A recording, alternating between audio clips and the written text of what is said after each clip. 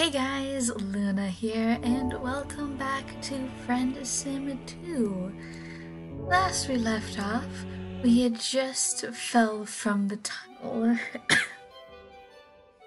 and we are just trying to make our way and figure out what's going on here. You climb through the vent for what feels like ages, climbing ladders and falling down more than a few sand drops. It takes you a surprising time to find another exit, and it lands you back in the hallway identical to the first. You have no way of knowing what floor you're on or where to go from here. As you're trying to decide what's your next move, footsteps approach from behind you. You roll around, considering the weapon in your pocket, but you can't bring yourself to ready the firearm, and before long, it's too late. The figure rounds the corner. There you are. It looks like I've finally found you. I love her art style. It's so impressive. You back up a couple of steps, your hands up. You swallow pulses down your throat.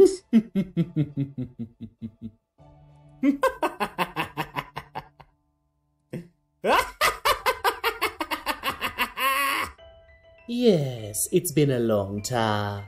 Do you remember? It's me, Ardata, your friend. I don't like how you said that.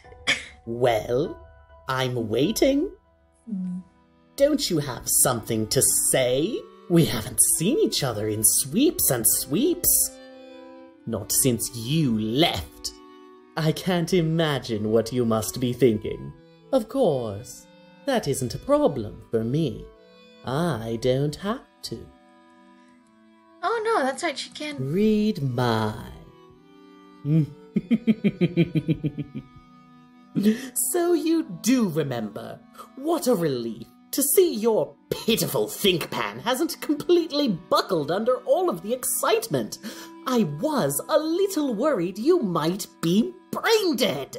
So, wait, okay. Can't imagine that isn't a problem with me. I don't have to. Alright, she can... So, I can't imagine what you must be thinking. Of course, that isn't a problem with me. I don't have to. I've been expecting you. You might like to know your delay has been very disappointing to me. Come along. We have so much to discuss. I imagine we do. She turns to walk down the hall. This is your chance, isn't it?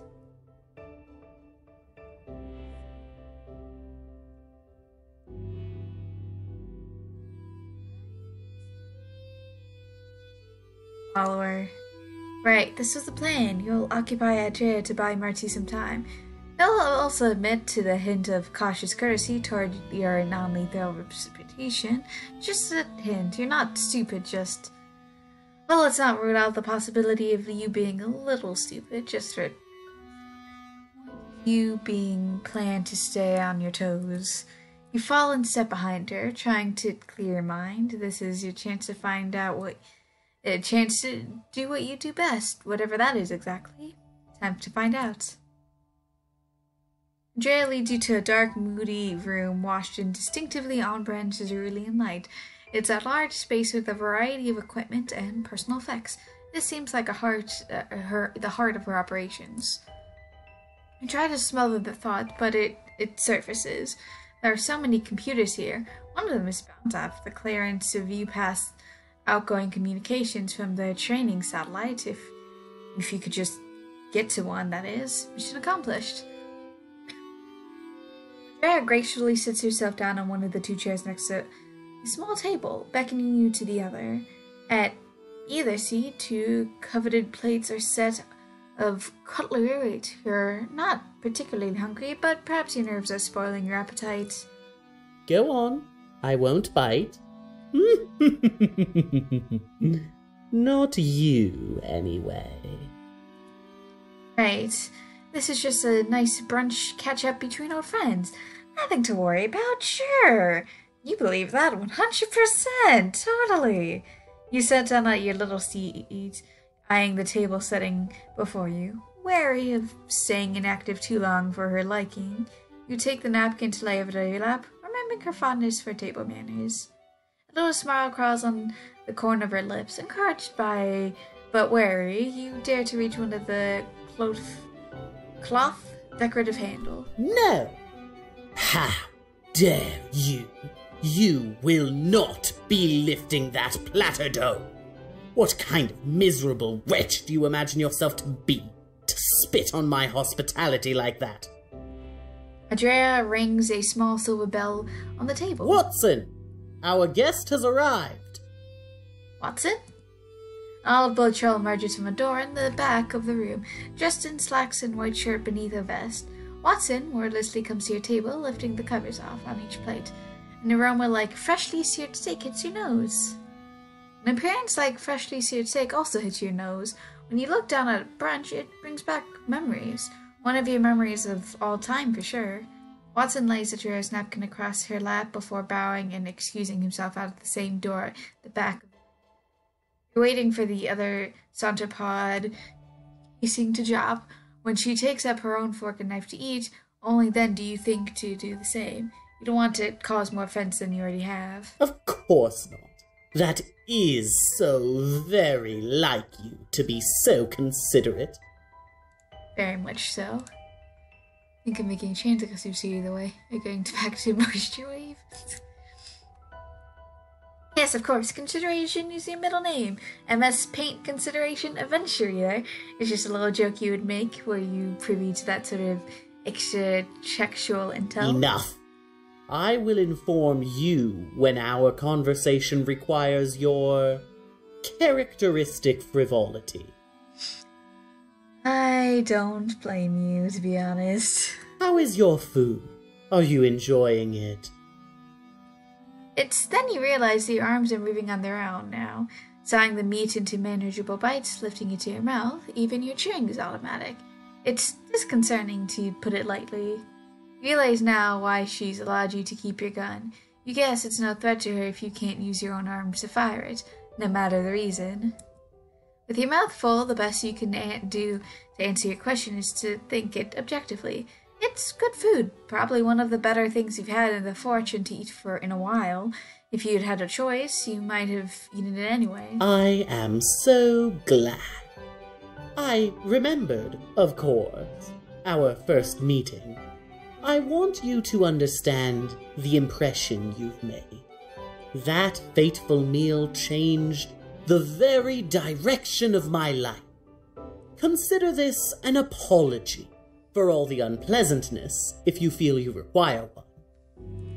That's a surprise.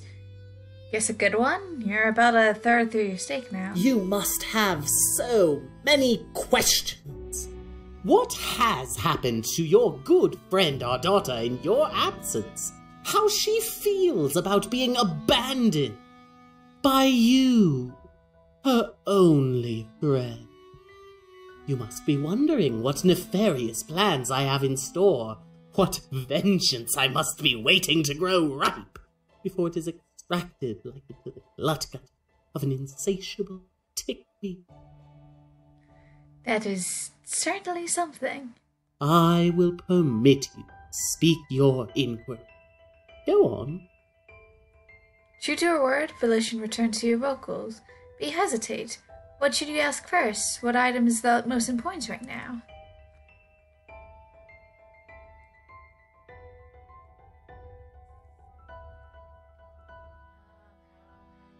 Then a new look comes over her face. She looks wistful, perhaps even tired. Imagine it.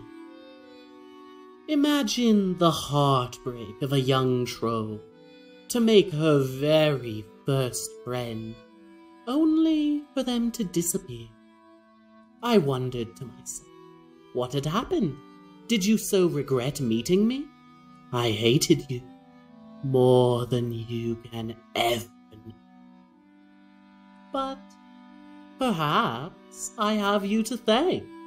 For the first time in my life, my content was motivated.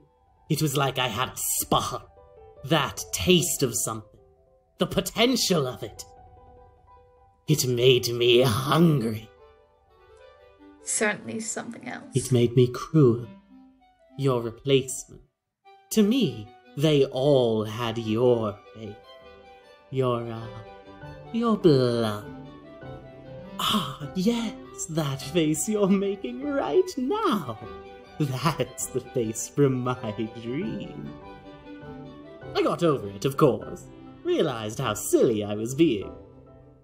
A high blood like myself, driven to obsession over the friendship of a single alien. How pathetic. How truly pathetic. Bitterness and desperation are hardly attractive. I learned this and many other things, clinging to my dreams of one day becoming someone's true friend. But do you know what is attractive? What no troll can bring themselves to resist? You don't. You don't want to guess. You don't want to guess either. The one guess you will make is that you won't have to choice. Her lips split into a generous grin. A good story. That's right. My brand reached new heights of sweet sadism in your bitter way. But it was the vulnerability that drew in the viewers, I believe. Everyone could see it now. The cracks in my heart. Everyone was watching with bated breath for the great Ardata to break. But I never did.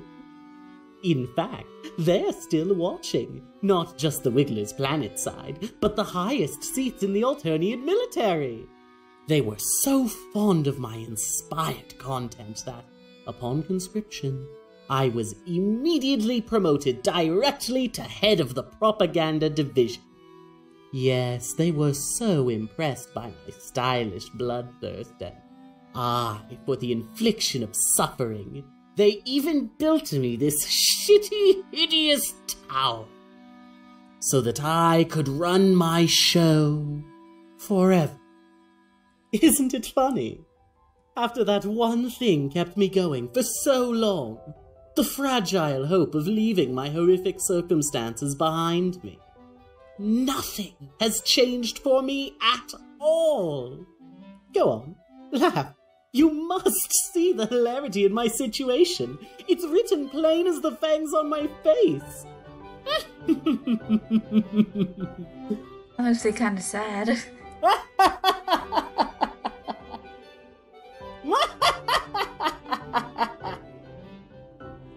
Your face warps into a smile, and your chest heaves with laughter along with her until tears prick the corners of your eyes. For every available reason, you feel pretty horrible. You're not being miserably with the regrets tonight. You don't feel the need. But enough. There must have been other things you wanted to ask.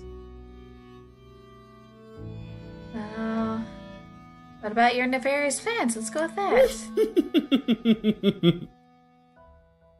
What I have planned for you. Oh, I think you will be delightfully surprised. Yes, I'm imagining the surprise on your face right now. It is quite delicious.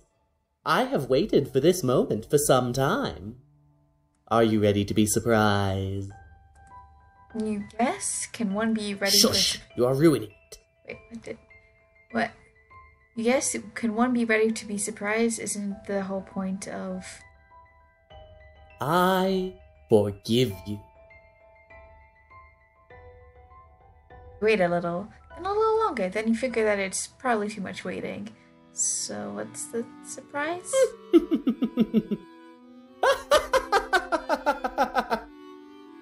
How funny! You don't get it! Her deranged cackling continues on for a few moments more. You begin to sweat beneath your hoodie while you wait for her laughter to die, and then the echoes as they bounce across the dramatic vaulted ceilings. Nothing! My vengeance is nothing. I forgive you. There, you are all caught up. The time for your questions is now done. Now, I believe it is my turn. Okay, I'm just gonna save here because I am kind of curious about watching as well. So I'm just gonna... Yes, that is his name. Yes, his name is just Watson. Just Watson. Yes, just Watson. Are you satisfied? Are you really so simple as to be awed by the great Ardata maintaining a functional understanding of her acquaintances? The way that borders your genuine. Yes, oddly, acquaintance. Does he, work here? Is this one of those less voluntary situations like before? I see. You must take me for a bore. The heartless wiggler of your memories. I can hardly blame you, considering you vanished for ages. Grip on her fork is tight enough to shake. You shake a little too. You haven't seen the progress I've made. In fact, I've barely even tortured him. Progress toward what exactly?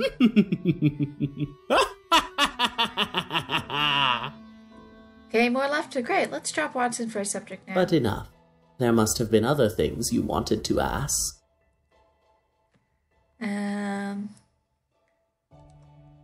Anyways, I was just kind of curious, so load back to here. Now, I believe it is my turn. You've seen my tower, my new home, what I've made of myself. Tell me, after all this time, do you still want to be my friend?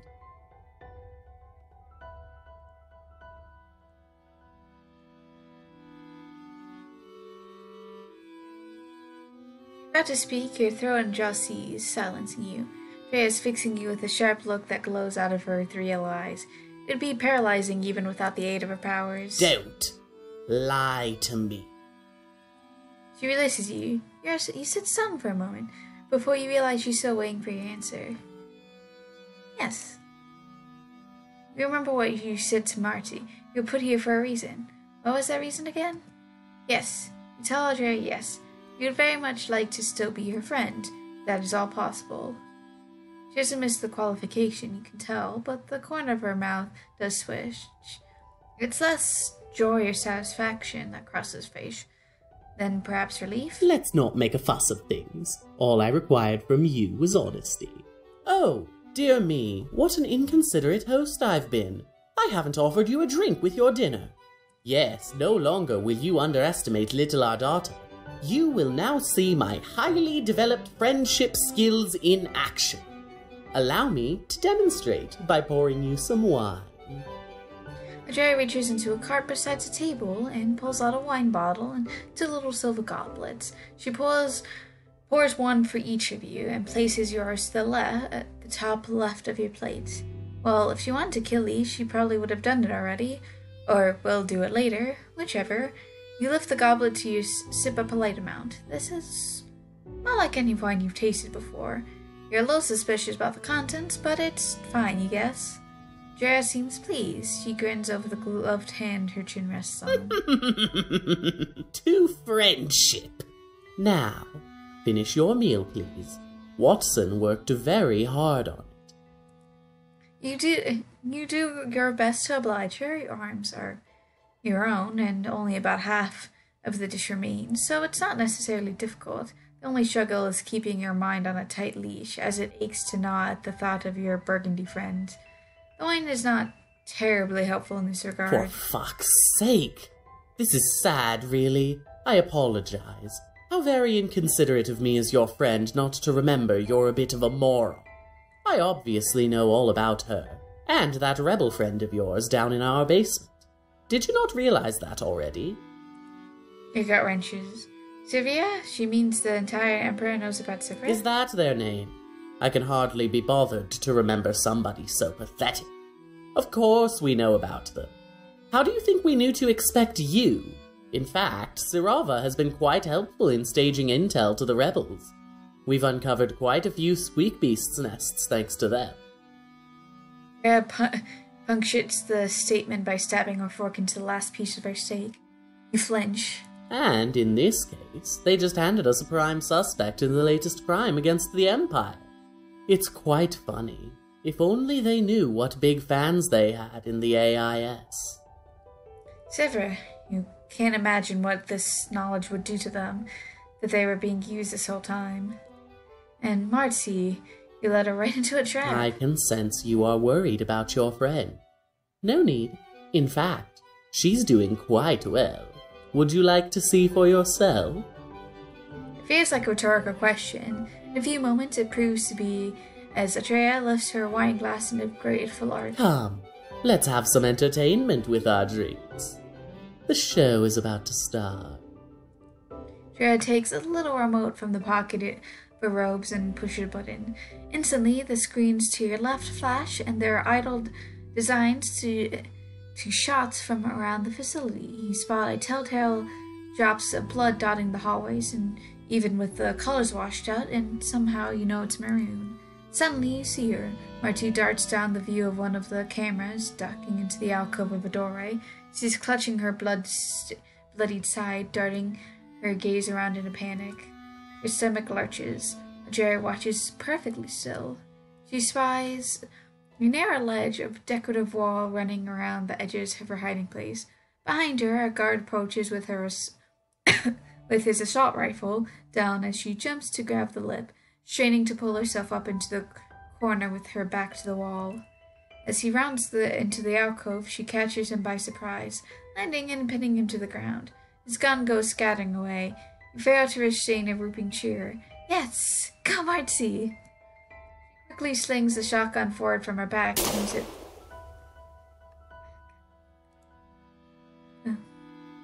He quickly slings the shotgun forward from her back, aims the gun to the fallen guard, and hesitates, only for a moment. Shotgun fires. His head becomes a dark, splattered shape. He whoop shaggers a little. Ardata folds a hand politely to her chin. Oh no, Jeffrey. You're transfixed on the image of Marty standing over the dead guard when the screen shuts off. Your attention turns back to Ardata, the remote still in her hand. She's immune to my psychic powers. I wonder if she knows. Did your friend even think to warn her? Did you? Guilt. Familiar, racking guilt. How is it possible to forget so many important things in so little time? What will it take for you to learn? If you had only remembered to message Ardata sooner... Enough. If you only thought to stop Cornia, if only. Your petty regret is meaningless. The Empire is more powerful than any of you or your little friends, whoever they are, have possibly imagined. They are always watching, always a few steps ahead. So you see, you have absolutely nothing to worry about. They all would have died anyway, in service to her imperial condescension. You'll be relieved to know they never even had a chance. You have to tell Silver the truth. You have to make up for being so naive. I wouldn't do that if I were you. Sirova is alive for as long as they're useful. When that usefulness runs out, well... I shouldn't have to tell you. As for Marsty, she wants to kill me so badly I can almost taste it. You'll help me, of course, because we are such good friends. Up? Marty's your friend too. Brain struggles to find a way to get you and her out of this situation. Ardata notices. I can understand her. Perhaps I can even spare a little sympathy for one of my most popular characters. The audience is thrilled with her. But I'm not about to die. Not just as I've found my spark again. It's decided. You'll help me with Marsty when the time comes. We should have a few more hours before she gets to the top floor. I mean, if she makes it through the Crushers. Oh god, you do not want to know what the Crushers are. Your imagination is already providing you with plenty of nightmares as it is. You shove down in your panic. You have to keep your cool. There's nothing you can do for Server right now. If you're lucky and resourceful, maybe you'll find a way to take care of that in the future. Now, your options are limited. You're sticking with the plan. Maybe there's still a way out of this. You need to believe that, for their sake. More than that, you need to try. How sentimental. In contrast to her earlier megalomania, right now Ardata seems dull and lethargic. She scrapes a fork in circles around her empty plate. The arena stickball is Apparently in your court.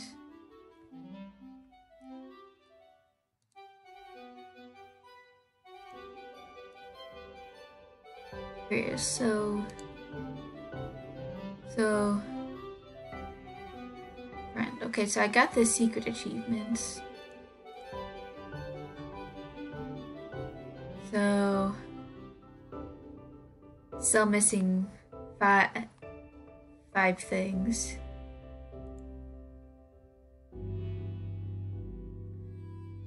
Won't the Empire be upset she's harboring an alien? No one knows you're here. Not officially. But what happened at the training base? More than a couple people saw you. You find it a little hard to believe that nobody suspects you were involved. Why would they? The idea that a single alien caused all of that mess? It's laughable. Practically an offense to her condescension's might. Nobody will mind a creature as insignificant as you. Everyone knows it was some olive blood trying to save her Lussus and her little bronze friend. You won't call Skyla little, but alright, your packages information away into possibly useful category. That reminds you, what happened to Andrea's Luscus? Dead. Very genuine smile on your face. You shiver a little. Can she do you a favor? Andrea's face lights with curiosity. She lifts from her slump against the table. Of course. I am so magnanimous after all. It's practically written on my ascension papers. That's a joke. If you need it explained to you, what did you want? Well, this is risk, but one worth taking, you hope. You ask, is it possible Andrea could help Marcy? Would it be so hard for someone like her to overlook one single rust blood just this one time? You understand she has to make it look a certain way for the cameras, but maybe you could stage it, some Charliewood magic or something. Fix it in post. Sure, you don't know the details, you're just trying to help another friend. She understands, right? And is your friend Marcy an actor? A high-blood sympathizer? Would she spare me in turn? I think not. Andrea hangs in thought, her gaze shifting the corner of the room. If you had asked me days ago, I would have considered it, despite how utterly nonsensical the idea. The truth is, I'm so tired. Maybe I would have taken that risk. But now... You're confused. What happened days ago? Andrea gives you a sideways glance out of her doubled eyes. You can't possibly understand the pressures I'm under. The expectations of my superiors, my audience. It's really quite the fucking pain. The crown is heavy, heavy is a heart that bears the crown. Yes, sure, whatever pithy summary you like. Come now, I have work to do. Some of us have important responsibilities. Sure, you're a little squeamish at the idea of seeing what Andrea's gob considers work, but you think you might be getting a little braver over the course of these adventures, or a little jaded. Nothing so ghastly. Honestly, you have such a wild imagination. You might even be a good replacement for me. When oink beasts fly, of course. I have to submit a new flyer for the next Ascension Day. This will only take a moment. Join me in my office. Drea leads you to her computer. This one would have the clearance Marcy was talking about. You should probably not have thought that with such enthusiasm, but if Andrea is bothered, she doesn't seem to react. She merely sits down and opens an image editing program before pausing to give a heavy yawn. Another thought occurs to you. Hey, why not test her theory? What? I see. You want to try? How funny. I can only imagine what sort of poster a weird little freak like you would come up with. I'm glad you're so curious. Actually, I've decided I would very much like to see this. Very well. Have at it. Alright, you crack your knuckles and sit down to get to work.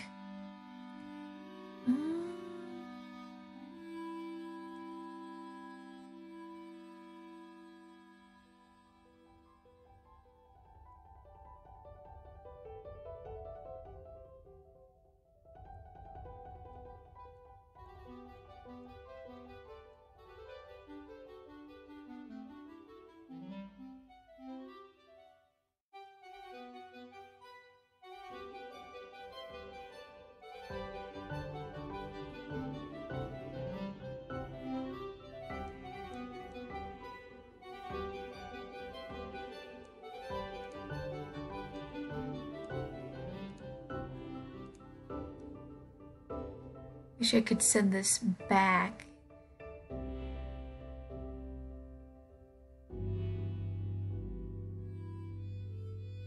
Okay.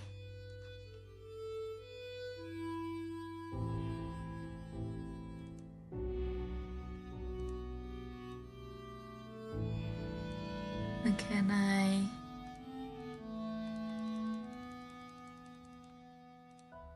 Oh, I do not want to do that. Okay. Send that over. Send that over. There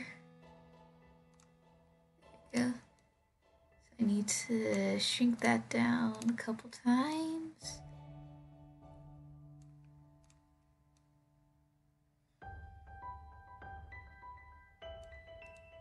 Sink the ship.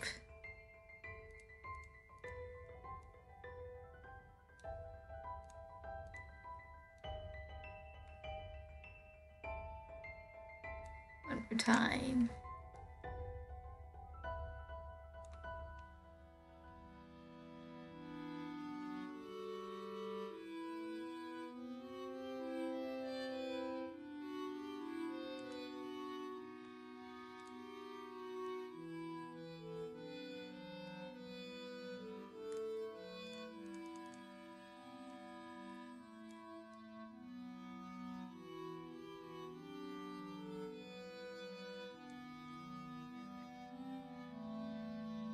Really?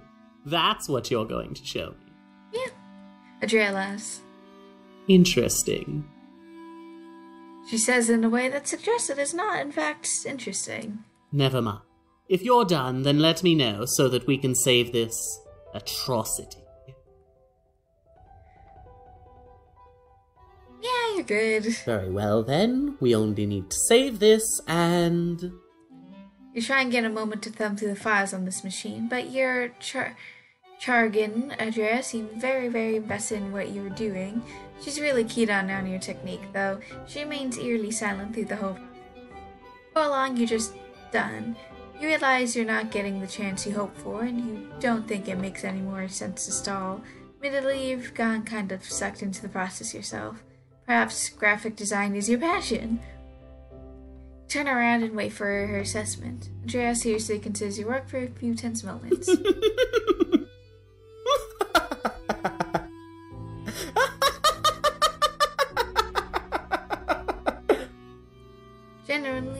Genuine full-body laughter racks your frame. You're a little startled to see her lose all composure. It's a minute before she finally strains, wiping tears from her 3 eyes. It's too rich. It's just too much. What you've done here today. This mockery you've made of this entire farcical display. This truly represents Her Majesty's Empire. You watch as Andrea takes out her palm husks. With a few taps, something seems to happen. You receive a notification on your own device. She just posted it. Oh no, is that such a good idea? Please, no one really gives a shit about these. I'll claim I was hacked if I must. Oh, that was the most fun I've had in... She remembers herself, recomposes slightly, wipes her eyes again, and makes a face of disgust. Ugh, look at me. I've ruined my eyeliner right before my close-up. Not saying more, she gets up and moves across the room to the vanity. You hop down out of her computer chair and follow her on your little legs, while she sits herself on the fancy ottoman. Andrea wipes the makeup off her eyes and starts reapplying it. Ugh, I can't imagine trying to get the wings right on these 3 eyes every single day. You're telling me. Watch as she powders her cerulean along each lid, and then dips her small brush into the pot of liquid eyeliner and carefully swipes in a new wing. It's such a mundane little thing you almost relax before the guilt finds you. You hate how little you actually sense danger from her. This moment, you're probably just being, well, you sucker for friendship. Then again, who else are you going to be? You are you, and right now, thanks to that, there's only one bargaining chip you have to play. Plus, it's surprisingly easy to rationalize. Helping her might be the best way of helping Servra and Marcy. What are you thinking about now? How would someone like you help me? You tell Ardata the truth. There are ways out of this job, things you could still change for her. You're not lying. You really believe that. Sometimes you're so stupid it makes me want to cry. We're getting a little frustrated. What else is our plan? Staying here forever, keeping an alien friend, hanging around for funsies? How foolish of me. You're correct, of course. I'll quit. Right after curing space tetanus and building an orphanage for dead wigglers. Hardy har har. When you're done laughing at my exceptional comedy, explain to me what you mean. I love hearing interminable nonsense from idiots. Explain to Ardata that...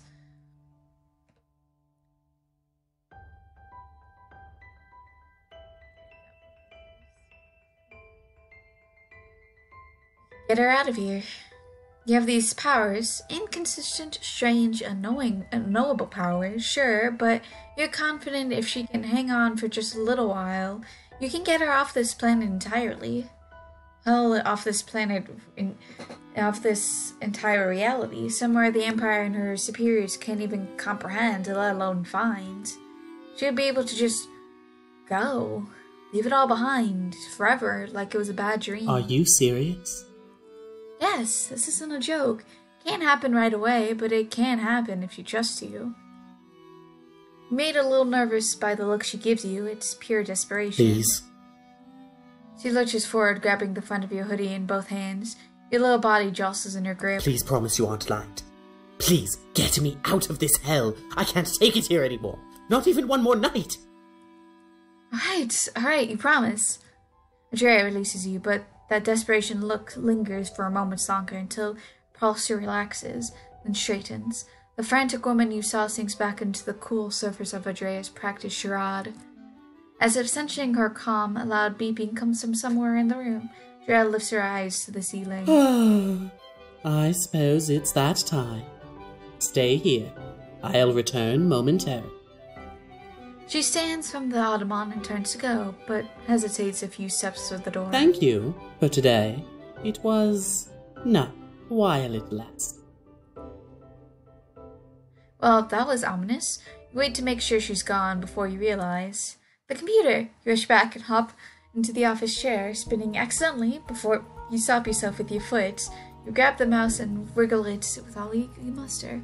Chat, password protected. It looks like it locks automatically. You rack your brain for a moment, but there's no time. It isn't worth it. You technically tear yourself from the PC and rush to the nearest exit, landing you back to the halls. Shit, you gotta be careful not to get lost this time. Let's see here. Shit, if you don't hear from me well, keep it real. Grid shopper, it's been a ride. Question mark, lol. No, are you leaving? No idea what's up, but I've always liked you. Dreams, whatever you're moving on, it's best for you. Good riddance. You getting back to Moose Shave? Interesting. As you look around for any signs of Marty, you rush to formulate a plan. What's the fastest way for the two of you to get out of here? You're looking for stairs, elevator, anything.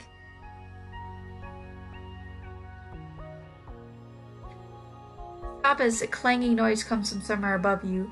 You look and you see another air vent grate near the ceiling shake and buckle before being launched off the wall by an impact from a rust-soiled infantry boot. She sinks herself down out of the vent, blood seeping out of her tissues under her tongue. A few new bruises and scrapes cover her arms and chin, and she still has the shotgun slugged around her back. You immediately lunge forward and wrap your little arms around where you can reach, which in your case is about level with her hips. She made it. You were so worried. I'm harder to kill than that. Come on. We shouldn't stay here. With that, I'm going to save it here.